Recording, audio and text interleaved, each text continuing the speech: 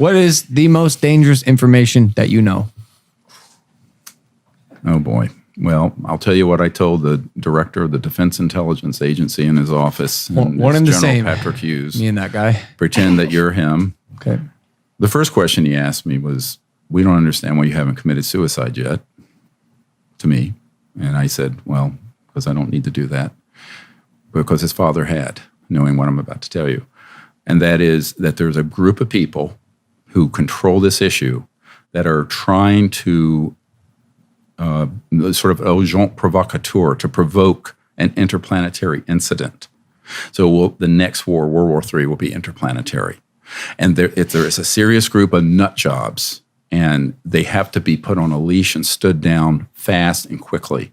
And the trigger, when unacknowledged hit hundreds of millions of people seeing it, this group started releasing stuff to the CNN and Washington Post and New York Times under cover of a group that from a boy that I used to teach on this named Tom DeLong, the Blink-182 guy. Oh, yeah. He's huge on the Okay.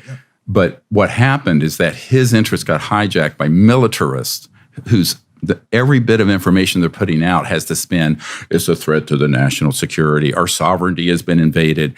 It's the kind of brainwashing that's already started to try to convince the public there is an alien threat. You know, Werner von Braun, who invented the rocket for Adolf Hitler, on his deathbed, he said to a member of my team who is his right-hand assistant and spokesperson for the last few years of his life, said, they're going to hoax an alien threat, I'm quoting, and it's all a lie. Mm-hmm. So we are actually in the last year at the point where they've started on that plan. Well, and that's why we're doing this next documentary. Is that through movies? We have got to intercept this plan and stop it. Or if you think 9/11 and the Iraq War was a clusterfuck, this is going to be that 1,000 times worse. So, and I'm telling you, I'm not trying to scare people, but you know, the future, what we're going to do and have on this planet is hanging in the balance, and we're going to have to wake up. Was that like that quickly. Was that H.G. Wells? Yeah, the War of the Worlds was nonsense. That similar? Was that like kind of in that vein? And like it's more like, you ever see the movie Independence Day? Of course. Yeah. That was right out of central scripting from the CIA, because I mean, you know, let's unite the world around an alien threat. Go Google Ronald Reagan's address to the United Nations when he said, and I'm paraphrasing, he said, wouldn't our job of creating a world peace and unity be easier if we had a common alien threat to unite against? He said that? Yes, Reagan. It's in the unacknowledged documentary. Right, everyone go see it. If you don't have Netflix, it's on iTunes, it's everywhere. So my point is that mindset is what's been driving this train for 70 years. And if somebody else doesn't step up, and not me, I mean, I'm getting old.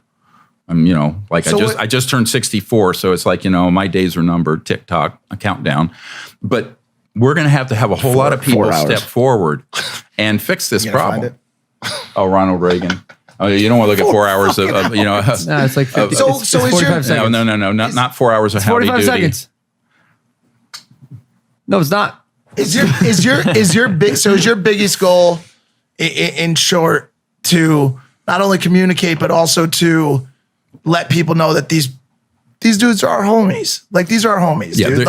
They are no threat. But I'll tell you, it's going to be spun by the people who are what Eisenhower called the military-industrial complex. Yep, So, you know, I mean, look, you know, there's trillions of dollars at stake in terms of keeping it secret from the point of view of energy, petrodollar, and what have you. There's more trillions at stake in terms of military spending to gin up a threat. All for and power. I'm all, look, my closest friends who have helped me with this project are all career military and CIA people, but they're deeply worried about this, seriously. And you know, that's what keeps them awake at night, and that's what keeps me awake at night. So what do you mean by interplanetary warfare, and who are the people that are in this secret group?